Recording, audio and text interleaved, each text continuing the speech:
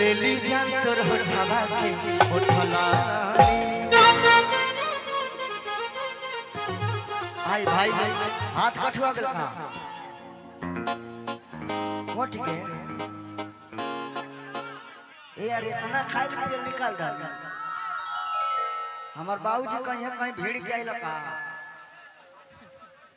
आई एगो गीत बहुत पहले के गीत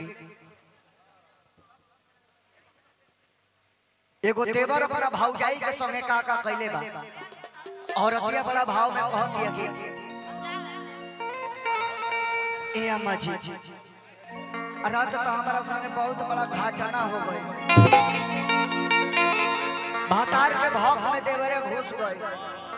और अतिया कह दिया कि राजन बाबू कह दिया और अतिया कि दिन भर ये सेब पर रहता आईएस के म्यूजिक पर टिंकू भैया लग रहता अनिकेत भैया लग रहता उजाला भैया नागेंद्र भैया लग रहता आज जब समाजी होता था ये हमारा खाटिया के नीचे लुका जाता यह बौका हो ए तनी स्केल लगाई था मत राधे श्याम भैया का फरमाइश है ये मेरा इनका जवाब है जो मैं दे रही हूं बड़ा बिया तब से करत एकदम कचवा देला बड़ा बिया लेकिन लोग कोनो मजबूरी होला हां काजी सागर भैया होला ना मौ कुछ कहतनी लड़की को तो बहुत मजबूरी होला कि मर्जी से ना शादी भइल और मर्जी ही रहे घर के ए राजा जाए तो ना तो ए राजा लेकिन ये कहती है तो मर जाई दीवाना नहीं हार के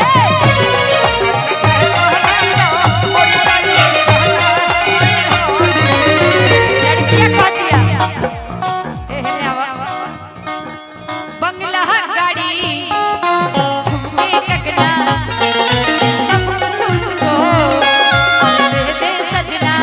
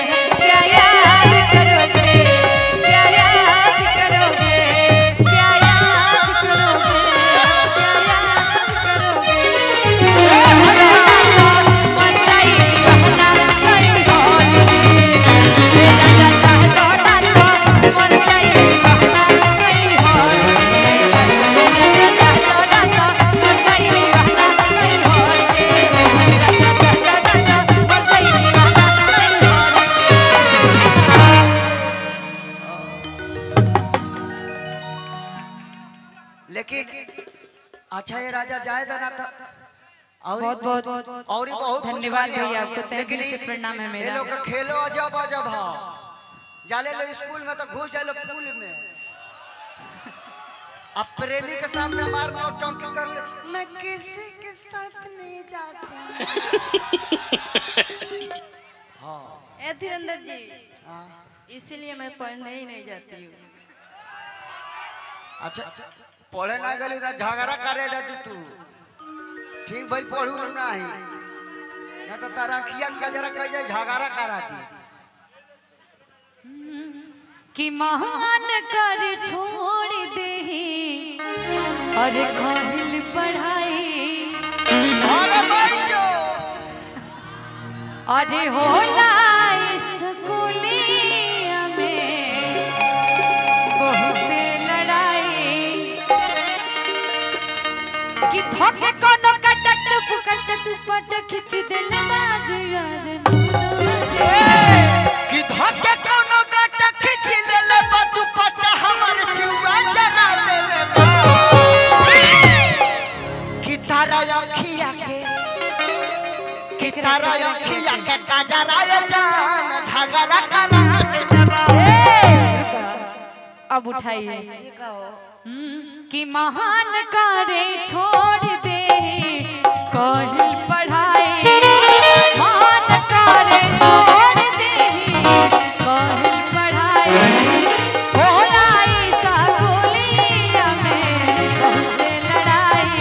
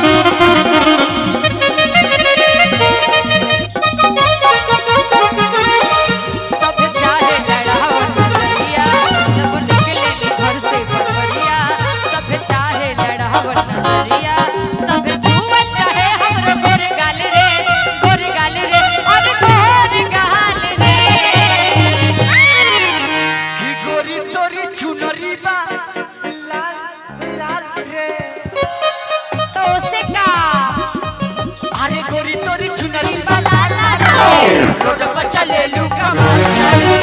तोरी तोरी चुनरी वाला लाल रे रोड पर चले लू कमाल चल रे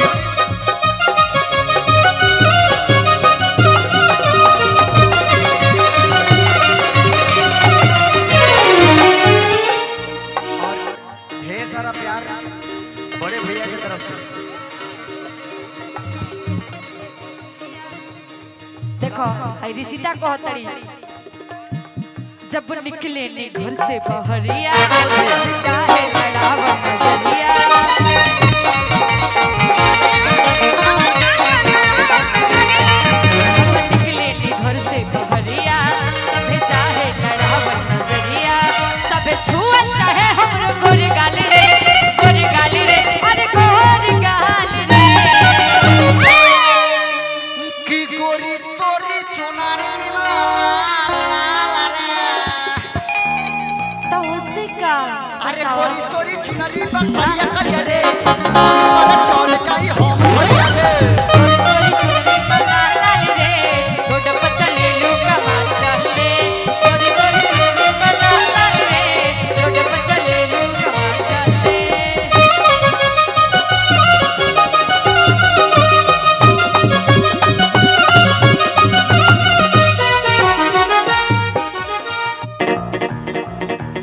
तो